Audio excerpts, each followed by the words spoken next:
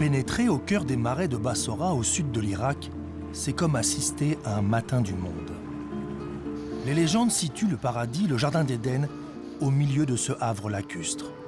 C'est dans ce dédale de canaux que les opposants à Saddam Hussein venaient se cacher et organiser la résistance. En représailles, le dictateur avait asséché une grande partie des marais. Les guerres et Saddam Hussein avaient menacé ce paradis. Aujourd'hui, le pétrole et la baisse des eaux du Tigre et de l'Euphrate condamnent ses derniers habitants à la fuite.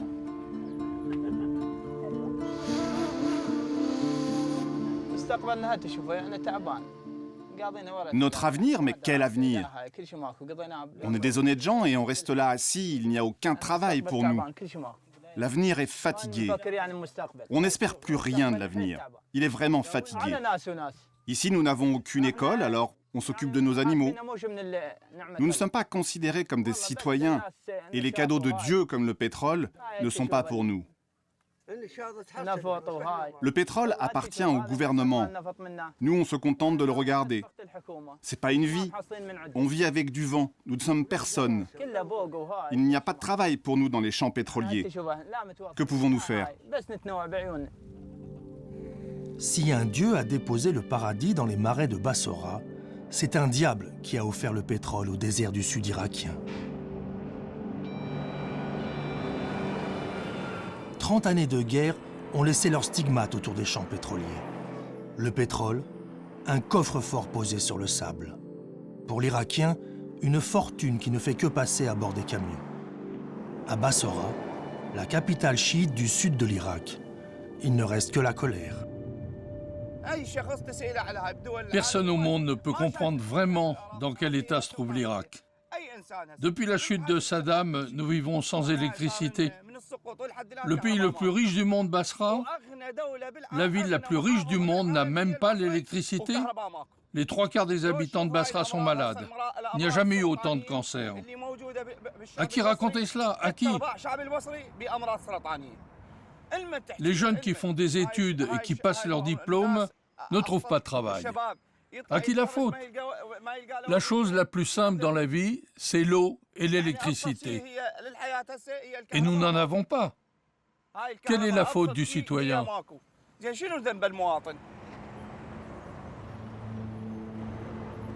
Des centaines d'affiches de martyrs accueillent le visiteur aux portes de Bassora.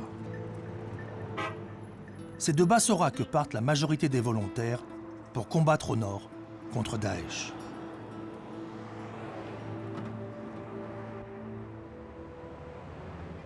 Désœuvrés et sans formation, les jeunes se tournent vers les milices chiites qui leur offrent emploi et protection. On dit ici avec dérision qu'elles sont le principal employeur de la région. Au siège de la SOC, la Société des pétroles irakiens, et chez le gouverneur, on s'inquiète. La population réduite à la misère gronde. Une étincelle pourrait mettre le feu à Bassora.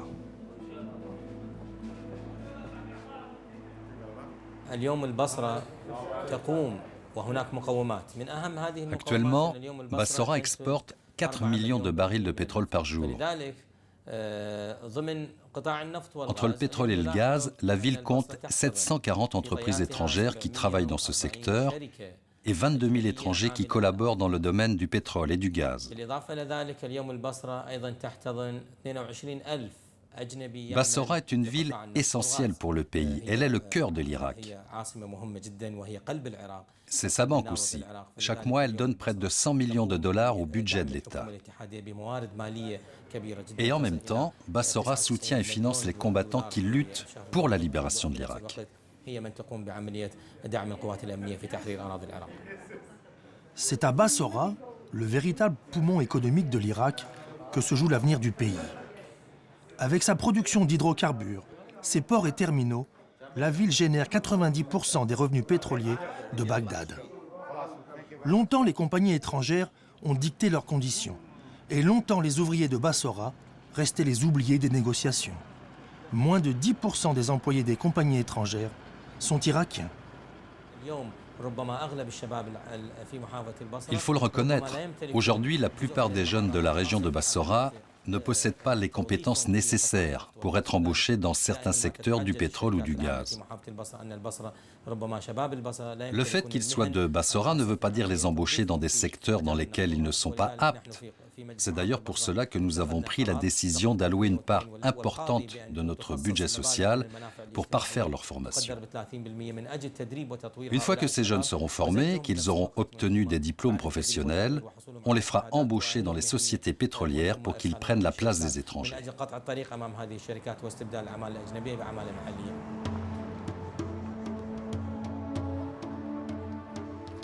C'est à l'entrée de Bassora que l'Euphrate et le Tigre se rejoignent pour former le châtel arabe. Jadis réserve d'eau douce et voie commerciale, le fleuve est aujourd'hui à l'agonie. C'est au milieu des épaves et devant l'ancien yacht de Saddam que les jeunes viennent noyer leur ennui. Le peuple irakien est très pauvre, et particulièrement celui de Bassora. Mais j'espère qu'avec l'aide de Dieu, les corrompus et les voleurs ne gagneront pas. Dieu saura reconnaître les voleurs. Bassora est la région la plus riche du monde, grâce au pétrole et au gaz. Mais les habitants de Bassora n'en retirent aucun bénéfice. L'eau potable a disparu et l'électricité ne fonctionne pas. Dieu punira les corrompus.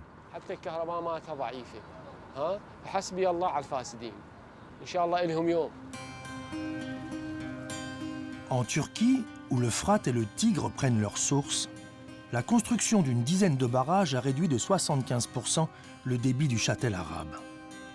Alors les turbines des centrales électriques sont à l'arrêt et la ville du pétrole vit presque sans électricité.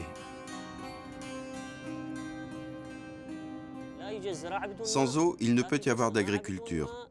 Il ne peut y avoir d'industrie et il ne peut y avoir de commerce. Il n'y a pas de vie sans eau. Dieu le Très-Haut a dit « Nous avons fait de l'eau toute chose vivante ». Si tout ce qui est dans l'univers et dans le monde est vivant, c'est grâce à la présence de l'eau. Il y a des années, Bassora était le paradis, le jardin d'Éden. On pouvait trouver toutes sortes de plantes, d'arbres, d'oiseaux et diverses espèces de poissons. Tout cela existait grâce à la présence d'une eau abondante. Actuellement, à cause du comportement de certains pays voisins, comme la Turquie et l'Iran, nous ne recevons plus que le quart du débit de nos fleuves. En vérité, la situation est devenue dramatique.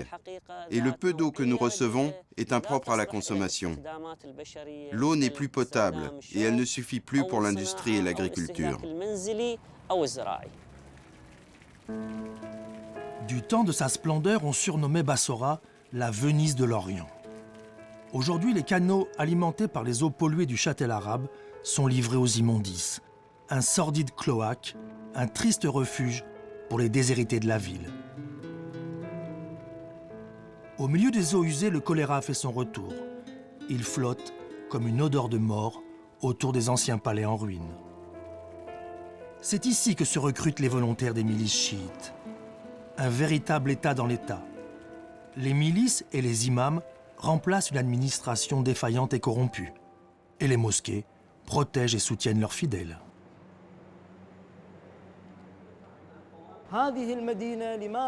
Pourquoi tant de services élémentaires et vitaux manquent à cette ville? Pourquoi tous ces manques et ces blocages? Pourquoi? Eh bien parce qu'il n'y a aucune coordination entre les différents services de la ville et que la corruption de l'administration est terrible. Oui, la corruption règne dans tout le pays et elle est vraiment présente ici. Et c'est vrai que Bassora, avec toutes ses richesses, supporte l'Irak et alimente 90% de son budget. C'est d'une mosquée que le 13 juin 2014, quelques jours après la prise de Mossoul par les forces de Daesh de confession sunnite, que l'ayatollah Ali al-Sistani, référence suprême du clergé chiite, lance sa fatwa.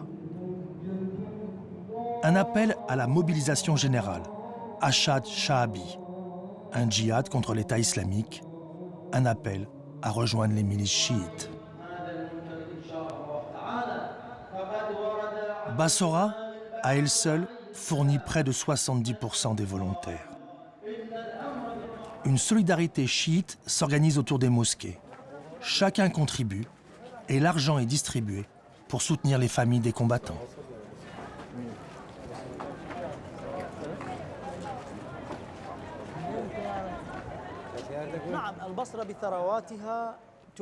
Les fils de Bassora, comme ceux de partout ailleurs en Irak, mais surtout à Bassora, ont accouru pour rejoindre les milices populaires. Ces jeunes ressentent de façon très forte un sentiment patriotique et le besoin de défendre le pays, sa population et ses lieux saints contre toutes les agressions. Alors oui, pour toutes ces raisons, les jeunes ont adhéré en masse aux milices populaires. Et ces milices aident l'armée régulière irakienne à lutter contre les forces de Daesh. Oui, les milices aident l'armée contre Daesh. Il fait 50 degrés, l'eau potable n'est plus distribuée, des générateurs privés fournissent l'électricité, la moitié de la ville est au chômage et la police fouille les clients à l'entrée du souk. Une journée ordinaire dans la capitale pétrolière de l'Irak. À quelques centaines de mètres du souk trône le Bassora Times Square, l'hypermarché le plus grand d'Irak. Un mirage né des pétrodollars, là où il faut être et être vu pour une élite locale et quelques expatriés. Seifeh al-Iraki est artiste, réalisateur de clips et producteur de musique. Pour gagner sa vie, il travaille comme décorateur au Bassora Square Times. C'est simple, on peut dire que 40 ou 50% des jeunes de Bassora ne trouvent pas de travail. Pire encore, tu vas trouver un jeune diplômé contraint de travailler comme ouvrier. Et tout est comme ça. J'ai du mal à imaginer ce que Bassora va devenir dans le futur. Il se peut, peut-être dans une vingtaine d'années, que les gens, la société évolue. Un verset du Coran dit « Dieu ne change pas les gens tant qu'eux-mêmes n'ont pas changé ce qui est en eux. » Bref, si tu n'as pas de bonnes intentions, comment veux-tu construire ton pays ?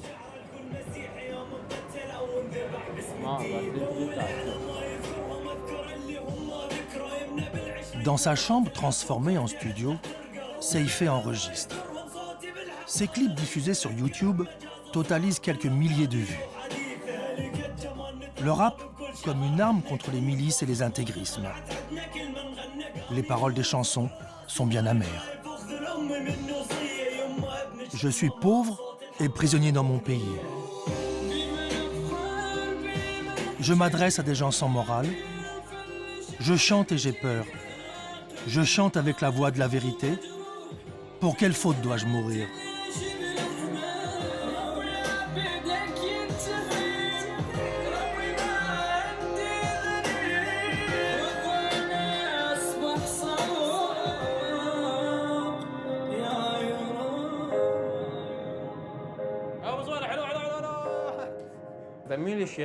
La milice te supporte et elle t'aide sur n'importe quoi qu'il puisse t'arriver.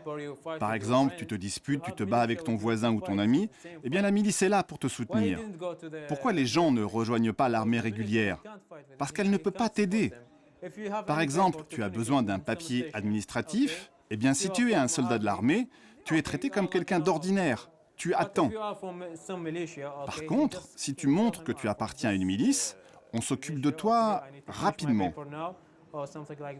En fait, le milicien sait qu'il contrôle le pays. Il se sent comme quelqu'un de puissant. Ouais, c'est quelque chose comme ça. Comme une famille, un clan, une tribu, la milice s'occupe de ses membres, de ses recrues. Si certaines milices bénéficient de l'aide financière de l'Iran chiite voisin, de l'argent du pétrole ou d'autres trafics, certaines ne semblent compter que sur le soutien de leurs membres. Je suis un combattant volontaire de la milice populaire et je travaille bénévolement dans cet atelier.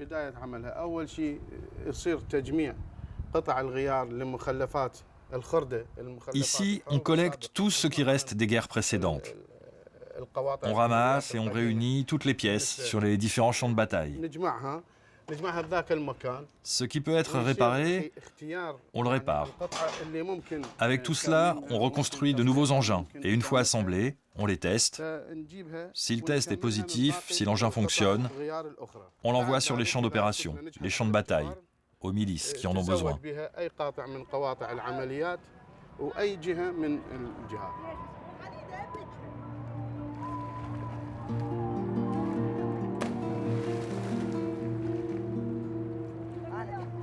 Comme il peut faire plus de 50 degrés les jours d'été, les entraînements ont lieu de nuit. Une force militaire, une force religieuse, une organisation sociale, un contre-pouvoir à l'armée officielle, les milices sont un peu tout cela.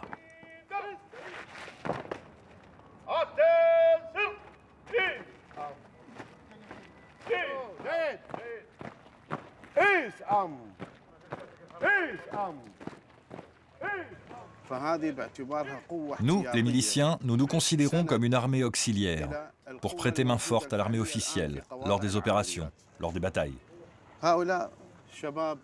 Tous ces jeunes sont des volontaires. Ils sont venus d'eux-mêmes participer aux entraînements pour acquérir de l'expérience au combat. Ainsi, en cas de nécessité, ils sont prêts. Ils sont là, tout simplement, pour défendre leur patrie et l'intégrité de son territoire.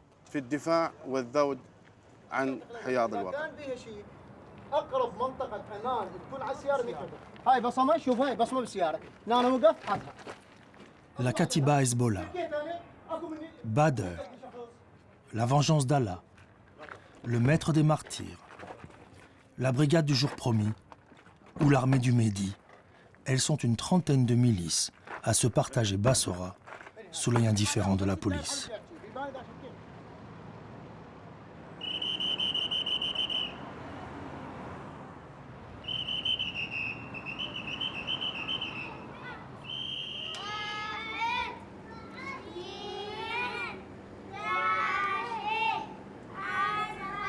Comme les milices règnent sur la ville, Seifé et ses compagnons chantent comme une ultime provocation « King of the City », les rois de la ville. Le rap d'une jeunesse perdue à Bassora. Kings of the city, SSK, say you with me. ملوك المدينة, ملوك المدينة, ملوك المدينة, لا تحول الجارينا. Kings of the city. Je ne veux pas rejoindre les milices car je connais mon pays et je l'aime. Mais je sais que l'on me tuera après avoir dit cela. Je sais que les milices détruisent le pays. D'accord ? Nous avons notre propre armée. Alors pourquoi avons-nous besoin de 3, 4 ou 20 milices pour aider le pays ? Alors que dans le monde, chaque pays n'a qu'une seule armée. Je n'ai peur de rien car je dis la vérité. S'ils veulent me tuer parce que je dis la vérité, alors ok. Sur la route du sud, le désert semble flotter sur un océan de pétrole. Le chauffeur de notre taxi est membre de la milice de Moqtada Sadr. Il vient de passer une semaine au combat, au nord du pays, contre les forces de Daesh.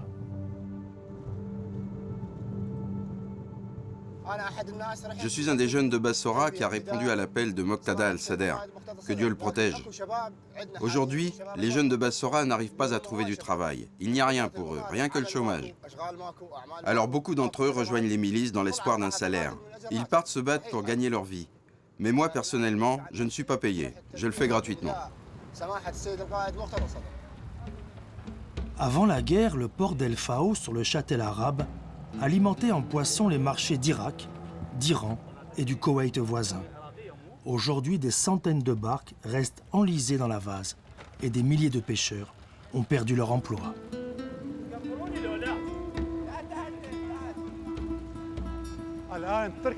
Regardez là-bas les barques abandonnées. Il n'y a plus de pêcheurs ni de poissons. Les usines et les raffineries d'Abadan rejettent tous leurs déchets dans les eaux du Châtel arabe. Les eaux contiennent tellement de poison qu'elles tuent à la fois les hommes et les poissons. Dès sa sortie de Bassora, le Châtel arabe marque la frontière entre l'Irak et l'Iran. Des deux côtés de la rive, les usines et raffineries pétrolières rejettent leurs eaux usées et polluées dans le Châtel arabe.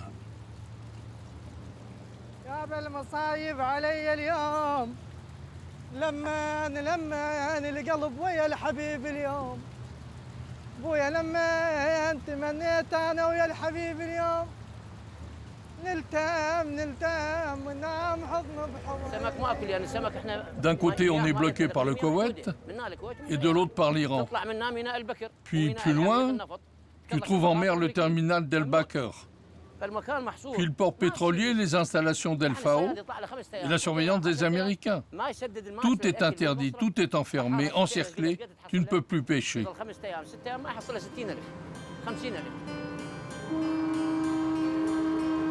Coincés entre les côtes iraniennes et koweïti, les pêcheurs voient aussi la haute mer en partie se refermer.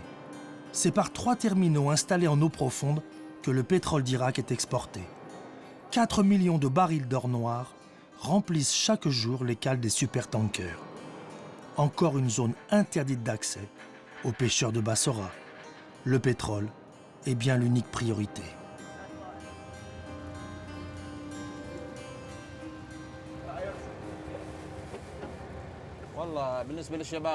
Les jeunes qui sont là, ce sont mes frères, neveux et voisins. De toute façon, les jeunes, ils ne trouvent plus de travail. Comme tous les Irakiens, ils sont au chômage. Il n'y a plus de travail. Pendant le régime de Saddam, la vie était meilleure. À cette époque, un pêcheur était mieux considéré qu'un médecin. On était bien et on vivait en paix. La mer était riche en poissons. Maintenant, on a gagné notre liberté, mais on ne gagne plus notre vie. Dieu seul sait pourquoi. Pour les pêcheurs, une liberté bien cher payée. Le châtel arabe est malade. La mer leur est interdite. Ils sont nombreux à croupir dans les prisons iraniennes ou koweïti. Leur crime, c'est approcher de trop près des côtes voisines. Beaucoup alors abandonnent leur barque et se tournent vers la ville. Moi, citoyen irakien, je le dis. 3 à 4 millions de barils de pétrole sortent du port d'El Fao chaque jour. Alors que la population est condamnée à des logements misérables, insalubres, où ils ne sont même pas protégés du soleil brûlant et du vent. Et alors que le chômage sévit et touche une grande partie de la population. Nous avons besoin de mains honnêtes pour protéger notre pétrole, le trésor de l'Irak. Mais aujourd'hui, on ne trouve pas de mains honnêtes pour protéger notre pays des voleurs.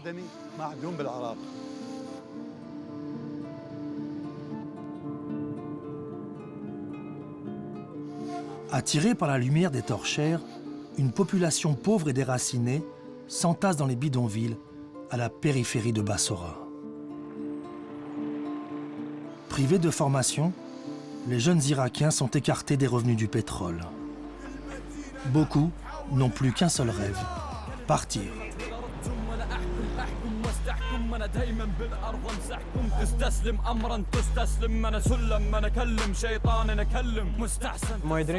Mon rêve est de quitter l'Irak, quitter mon pays. Je ne sais pas quoi dire. Je suis né ici et j'ai grandi ici. Je vis ici avec mes voisins, avec ma famille. Ça m'est difficile de les quitter. Mais j'ai envie de partir, parce que j'ai un rêve. Je dois me réaliser. Il n'y a pas d'avenir pour moi ou pour ma musique ici, ni à Bassora, ni en Irak. Mon rêve est d'aller aux États-Unis ou n'importe quel autre pays pour faire ce que j'ai à faire et ce que j'aime. Bassora devrait être la ville la plus prospère d'Irak. Riches et éduqués par l'argent du pétrole, les jeunes pourraient enfin se voir King of the City. Mais après 30 ans de guerre, d'occupation et de corruption, la Venise de l'Orient n'est plus qu'un simple mirage empoisonné. La malédiction du pétrole est bien cruelle.